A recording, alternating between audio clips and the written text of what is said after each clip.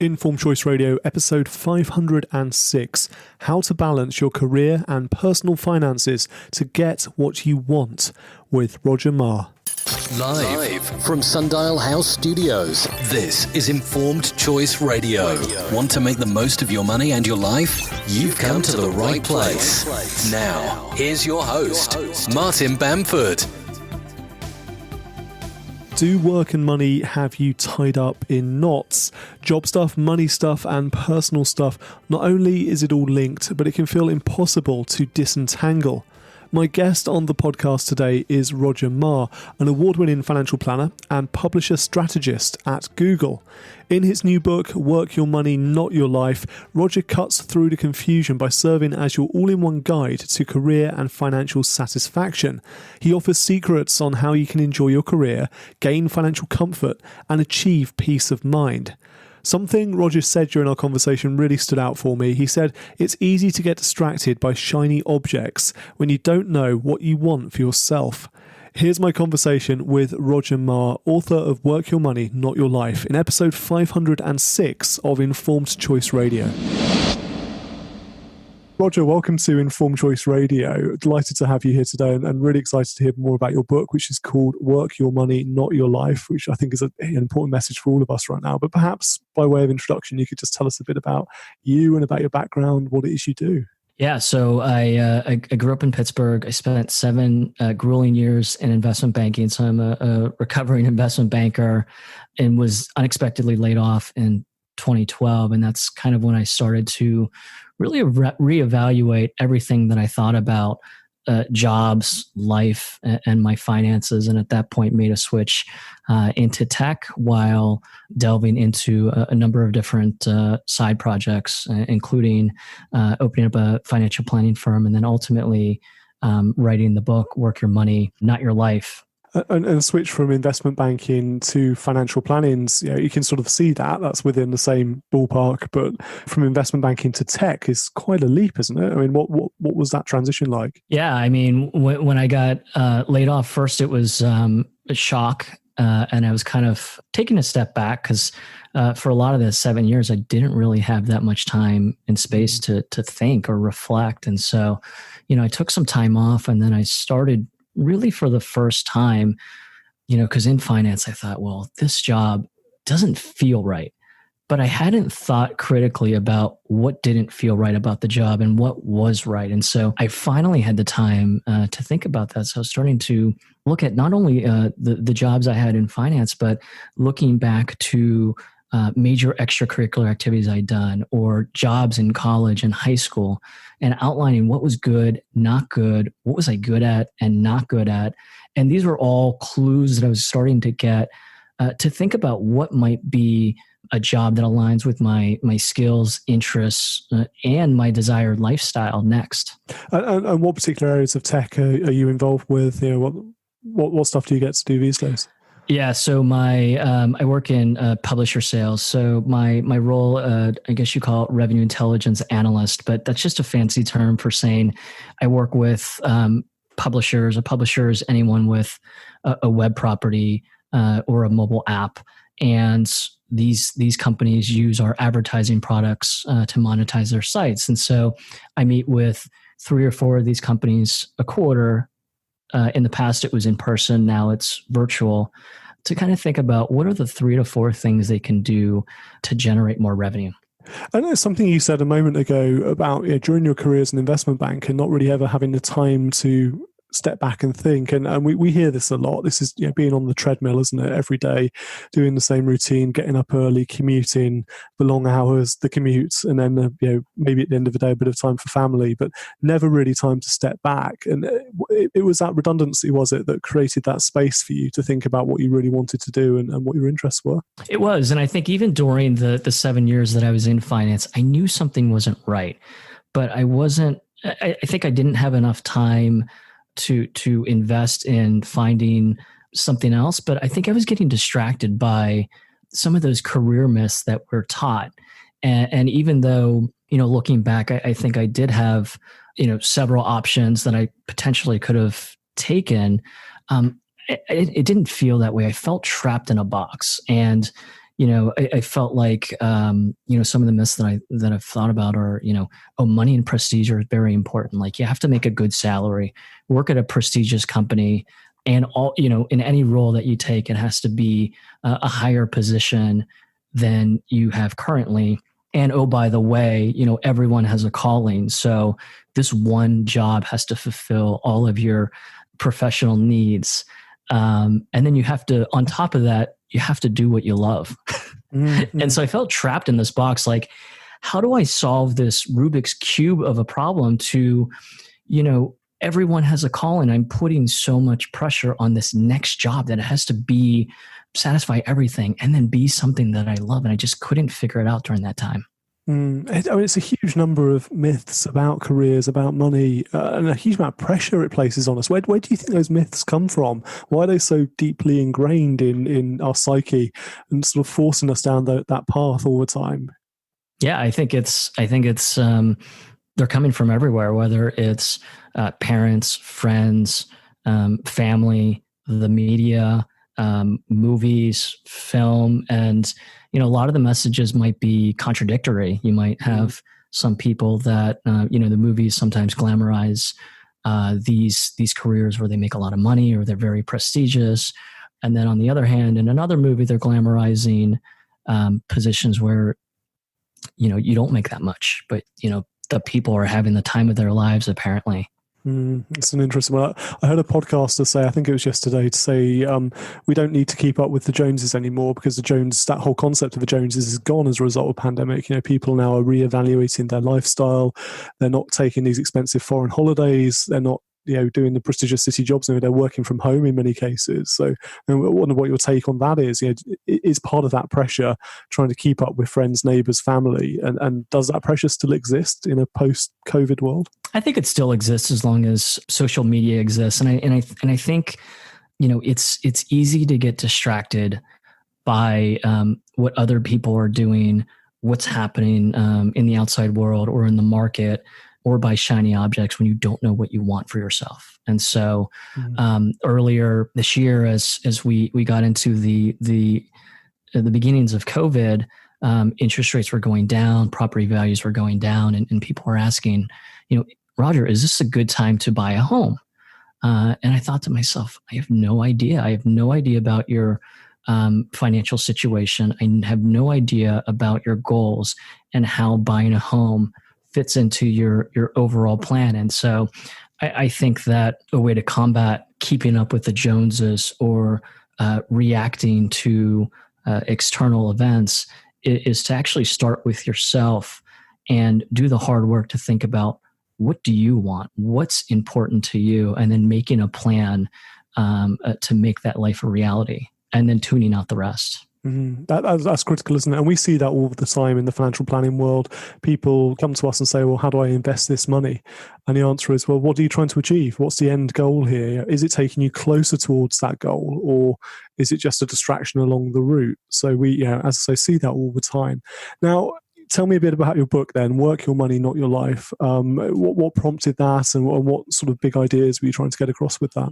Yeah, so Work Your Money, I think about it as a half career book and half personal finance book. And it's meant to help readers find a job that they like and then teach them the financial strategies to actually make that path a reality. And, the reason that I wanted to write it is because work and money were two areas that I struggled with for much of my 20s and 30s. And looking back, I was, I think, very much reactive rather than proactive about these two areas. And I saw them as two distinct areas, when in fact decisions you make in one area have a significant impact on another. And so I tried to optimize these areas sequentially, but really I found that looking back, it would have been much more helpful if I looked at them together. And so the book I wrote is what I wish I had as a resource during that time. And a career is something we often fall into, and there's not always that much planning associated with the job we choose, the career we choose. So how do you think people can become more purposeful when it comes to choosing a career and understanding the relationship between the career choice and their financial life? Yeah, I think about it in terms of a couple of different steps, but to your point, your first job out of school, you might just have fallen into it because you wanted to live in a particular area. That was the only company that recruited at your school, or that was the only offer that you got, and that's totally fine. I think the important thing is periodically checking in with your job to figure out how it's going and what tweaks or changes might need to be made. And so when you think about how to balance both your career and personal finances together, I think it's about first figuring out where you are today with your career and finances. So with your career, evaluating what's going well, what's not going well, what kind of changes might need to be made. And then from a financial standpoint, coming up with a financial calculator. And the main metrics being your net worth and your living expenses. And then I look at where you want to go. What type of career might better align with your skills and interests? And also, what type of life and lifestyle do you want to live? What time do you want to wake up in the morning? What are you doing for your meals? Who do you want to see during the day? What type of skills do you want to be using? And what time would you like to end the day? And once you have a sense of what might be a more ideal career and what might be a more ideal life, then I would ask myself, what financial goals do I have to set?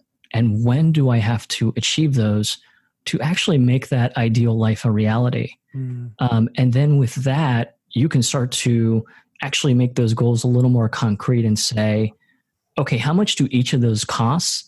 And how much time do I have to save for each of those?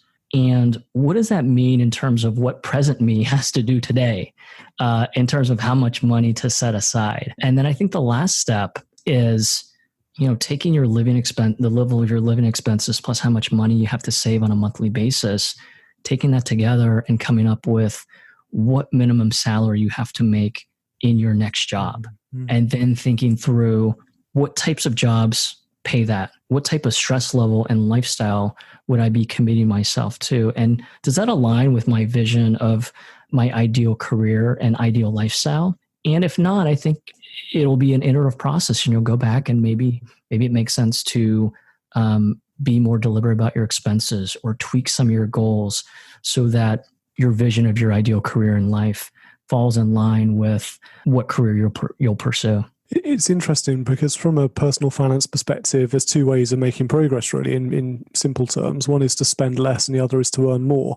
And so much of the narrative around personal finance seems to be around cutting expenditure, cutting lifestyle costs. But actually, the earning more bit is going to get people there a lot quicker in many cases. So one way to do that is to get a better job, effectively, to upskill, uptrain, and change careers. The other is to start some sort of side hustle and bring in a second stream of income. So just wondering what you think around those. So the value of a side hustle in terms of making forward financial progress. Oh yeah, I think that a side hustle could be totally helpful to not only helping you diversify your identity, but also helping you fulfill maybe some unmet needs in your current job, and perhaps giving you some extra income. And the side hustle has become more popular these days. A lot of people are talking about it. And I think it helps go against that narrative that everyone has one calling. You don't have to choose one area of expertise and stick with that for 40 years. You can have multiple jobs throughout your life, and you can have multiple at the same time. And I think the great thing about a side hustle is that you have the flexibility to turn it on and turn it off as your schedule permits, and it allows you to explore new areas of interest in a relatively low risk environment. Since you're not relying on side hustle income to fund your lifestyle, you can really evaluate, is this area something that I would be interested in? And after testing for a couple months, you might say, no, it's not. And you can stop it and explore something else.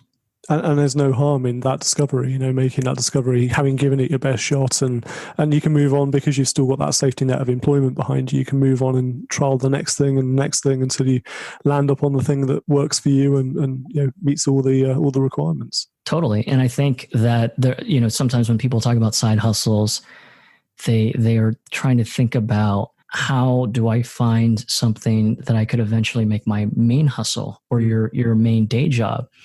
And you don't have to do that. I think depending on how your day job is, maybe the ideal state is keeping the side hustle on the side and keeping your day job. And those two roles together provide, satisfy your job needs. Yeah, that's a very good point. I know something you touch on in the book is this concept of retirement being bizarre, utterly bizarre. So talk us through that, Roger. What makes retirement bizarre? I think it's a pretty bizarre concept myself, but I'm a bit of a workaholic and can never imagine stepping back from what I do. But why is it bizarre? I mean, you get out of school, you start working, and you're told you need to save for retirement this far off period of time where you're not going to be doing anything. And I think when people think about working versus retirement, maybe they think that you're going to be working from 40 to 45 years, and then all of a sudden call it quits, sit idle, or maybe volunteer and play golf. And it just seems so unnatural because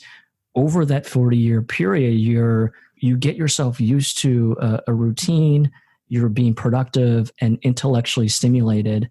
And I think all of a sudden stopping that is unnatural. And, based on my research, the concept of retirement, didn't even really exist until the late 19th century when a German chancellor introduced it. And it was more as a way to get rid of less productive older workers in favor of younger workers. And so they adopted, I think, that in 1890s, and then other countries started adopting similar policies as well. And I know, at least in the States, I think the initial reaction to these policies were that they were thought of as unfavorable. Like, people said if they could work longer and pay to work longer, they would have. Right. And so I think it wasn't until the 1950s or so when companies started thinking, we could take advantage of this and start glamorizing this concept of retirement and get people to spend money.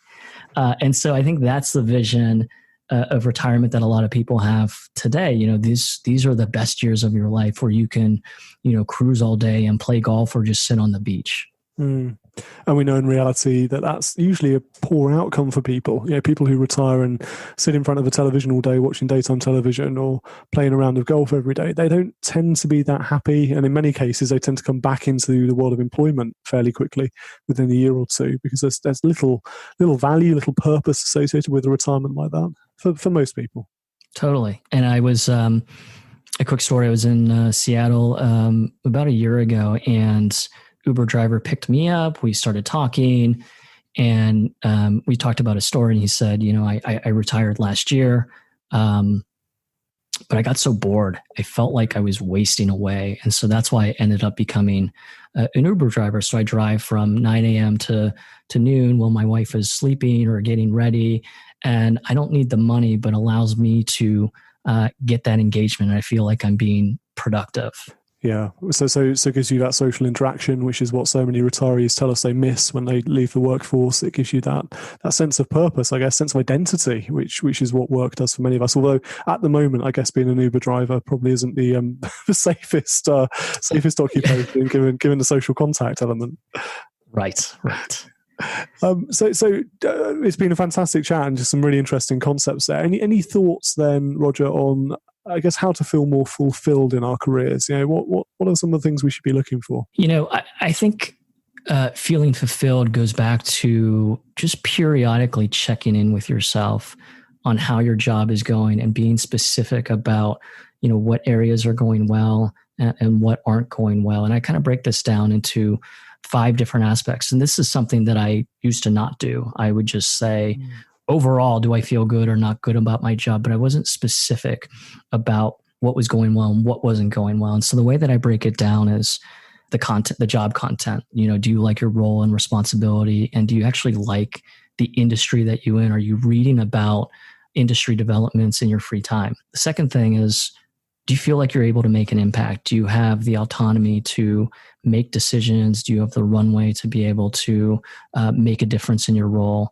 And then 3 is, do you feel like you're increasing your value in the market? Do you feel like after you do this role, you're going to have more job options in the future or less job options? The 4th one is about quality of life? How does it impact, the office environment when you were able to go previously, the benefits and the lifestyle? How does that fit with your ideal vision of life? And then the last one is, do you feel fairly compensated? And I think not only evaluating whether each of these areas is good, okay, and bad, but I think maybe most important is figuring out which of these factors is most important to you. Because realistically, you're probably not going to find a job where all of these areas are good.